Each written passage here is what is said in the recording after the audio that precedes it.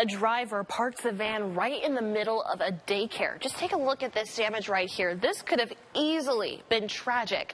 Now the children who came close to death open up to Peter Eliopoulos. If you've been on the hunt for a house here in Lee County in the past couple of years, you'll know it is a brutal market for buyers. In the wake of the pandemic, our market went red hot, and that led to some skyrocketing prices.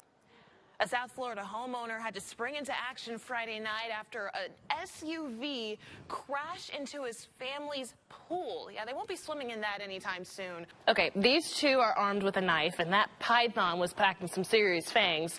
But there can only be one winner in this backyard battle. And a dead python should tell you who won the throwdown. But what did these trappers do to bag and tag this 10-foot-long python here? They're telling their war story to NBC2's Ryan Arbogast. A German AI system is being taken offline after researchers found hundreds of pictures of children being sexually abused and used as part of the AI's training. The AI was using billions of pictures found on the internet to train it into making more realistic images. And the pictures of kids being abused could have allowed the AI to make new and realistic deepfakes of sexual assault. The company behind the AI says they're working to get rid of the pictures before relaunching the program. Staying in Collier County, the curfew isn't going anywhere anytime soon. The sheriff's office tells NBC2 that 46 people have been arrested since Ian for trespassing, robbery, or burglary after the midnight curfew. Nearly all of those arrests, according to the sheriff's office, were out-of-state felons. You just heard the 911 call of a Charlotte County woman begging for help after she found a man shot and killed in South Gulf Cove. That scene on Macomb Road is where NBC2's Hope Salmon joins us live today. Hope, investigators are still there a day later trying to figure out what happened to this man. Candidates. We're starting off with former UN Ambassador Nikki Haley, who's in some hot water right now after recent comments regarding the Civil War. During a recent campaign speech in New Hampshire, a voter asked her about the Civil War. Her response was not exactly what the voter was looking for. Your time now is 8:43. One man is grateful to be alive after his pair of four-legged friends stayed by his side after Hurricane Ian until he was able to crawl to freedom. NBC2's Sean Martinelli has more with this story to share. More breaking news at 3. We've just learned the names of 2 victims in yesterday's helicopter crash in Miami, Florida. According to Miami-Dade police, they were 27-year-old Jordan Zanzuri and 71-year-old Clement Zanzuri. The FAA is continuing to investigate what caused the crash in the first place. The university says that for the moment, the land where the house used to be will remain an empty lot. As for the murder investigation, a trial date has not been set. If Koberger is convicted, he faces the death penalty. The damage is done from Hurricane Ian, but the bills don't stop. Next on NBC2, we'll explain how the city of Cape Coral is trying to lend a helping hand to those who need it. I am a fresh fruit person, but I am also a potato chip person. I am a favorite, though, chocolate-covered pretzels. Those are my kryptonite. I cannot get enough. And every chance I go to Trader Joe's, I get the pretzels. You're a snacker. I snack all day, every day. One of the most common techniques that you can use to make sure you're not leaving any precious cargo in the back seat is to add more precious cargo before you even start your drive. So when you finish your drive and you head to the back seat to pick up those things you left at the start of your drive, make sure you're picking up everything. Your phone, your keys, maybe even your left shoe. And make sure you're doing a clean sweep to make sure everything, all that precious cargo, including your kids, leaves with you. Now, at this point, you might be thinking, well, they should be used to it because it's Florida, it's summer, and it rains almost every single day. But people who live along this road say it's the worst they've seen it in years, and they think these drains are not being cleared often enough to keep up with all the water that they're getting. We've seen lots of houses hit, but before we get to that, I want to show you some of the cars that have been hit here. Just take a look at this one right here. We actually spoke to a family who says this is one of their relatives' cars just bought a month ago. So many people love coming to Southwest Florida for our beautiful clear waters. It's one of the biggest attractions in our area. And it turns out we're not the only ones who love it. So do our seagrass. They thrive in clear water that's close to the sunlight. But experts say our water isn't quite clear enough right now. We've been seeing pieces of shingle all throughout this neighborhood coming off of roofs in people's houses, just all over the ground down here. If we want to take you to my left, you'll see lots of crews right here working to try and clear up some of this debris right now.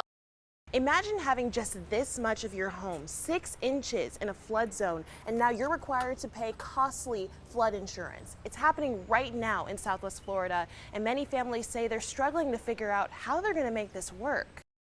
In several core subjects, the county didn't make the grade. There's so many factors that could have played a role. District spokesman Rob Spicker says they're trying to identify all of those factors quickly. Are there any sort of preliminary hypotheses, if you will, as to what may have caused the scores to come in the way they did? Well, we know one thing for sure is Hurricane Ian. Spicker says losing weeks of class time in the fall set some students back. He also says remote learning put into place by COVID-19 changed the foundation for the youngest students tested this year. We don't have great data to demonstrate it, but we know that their learning foundation was severely impacted by those 2 years. Daniel Duncan says he wasn't too surprised by this year's results and that serious changes need to happen. I feel like they just need to concentrate on the basics, you know. He says his daughter teaches in the district and that teachers need more time to really teach. What would help give them that time back is not having to spend time registering books and doing all the things outside the classroom that don't pertain to the students. He'd like to see the district give teachers the room to work with students individually to help them catch up. Each individual student needs some individual time to get the basics, to read, to do math, to do science. Spicker says right now that's the plan. So a teacher will come to the class and introduce the benchmarks to all of them, but then break the class down into smaller groups, 2, 3, 4 students that are at the same place or need the same help, and really work on those areas with them.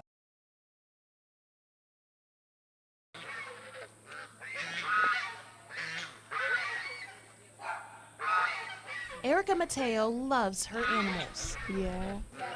I have chickens, I have cats and dogs and guinea hens and turkeys and geese. So we have a little farm here. What she doesn't love is all the water creeping on her property. The extra water gives some of her animals a chance to cool off. But what's good for these geese is not good for the gander. Mateo says last year, all that extra water pooled into her chicken coop. It killed off most of her flock, forcing her and her husband to start over. This year, they're adding in more dirt to keep things dry. At $350 a load, she hopes this will be enough to keep all the animals safe. I don't want my animals to die off and then we have to start all over again, the process all over again, because it's frustrating. Now at this point you might be thinking, well, they should be used to it because it's Florida, it's summer, and it rains almost every single day. But people who live along this road say it's the worst they've seen it in years, and they think these drains are not being cleared often enough to keep up with all the water that they're getting. I don't really see the issue getting resolved. I mean, we do our part. As you can see, we keep our property well maintained. The ditches, we clean it out. We make sure there's no garbage or anything in the ditches and whatsoever. But I mean, there's only so much we can do. Crews in Hendry County are doing what they can. NBC2 spotted one crew working to clear a drain in Port LaBelle.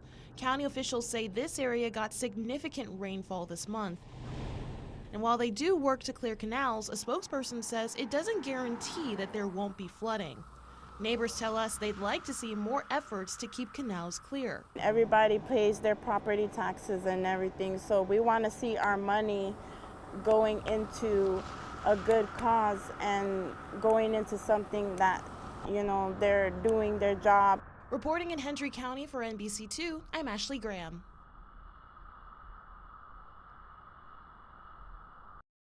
Lee Grant was home alone when the storm surge took over outside her door. The water came up 3.5 feet in about an hour.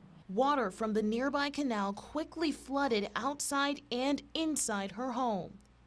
Grant was in her bedroom, wondering how she'd get herself and her 10-year-old dog to safety. I heard knock, knock, knock, and I thought, this is it. This is my rescuer. It was a rescuer, a stranger, and a neighbor. This man, Charlie Tisdale, lives across the road from her. We got 6 feet of water in about 30 to 45 minutes. I watched it from the second floor. Grant says the two had never had a conversation, but he still came to help. Prior to him coming in, were you thinking, I got to get out, or? Yeah, I was. The water was deep, and I thought about I had to get out before I got trapped. Can you carry my dog? And he said, sure. No more words needed. He grabbed her dog and helped her to higher ground. Right across the grass and over here, and I just held his shoulder, and he guided me across, and we walked up those stairs. The water was halfway up those stairs, about 8 steps up in the water, and then we made it. Grant says everyone on their street who stayed is okay. Today they're cleaning up and looking ahead. There's no words to explain it. There's not. I'm just glad everybody's safe. She says when she's ready and able, she wants to help others, especially the man who helped her to safety. Thank you, thank you, thank you. You were a wonderful vision. Reporting in Bonita Springs, I'm Ashley Graham.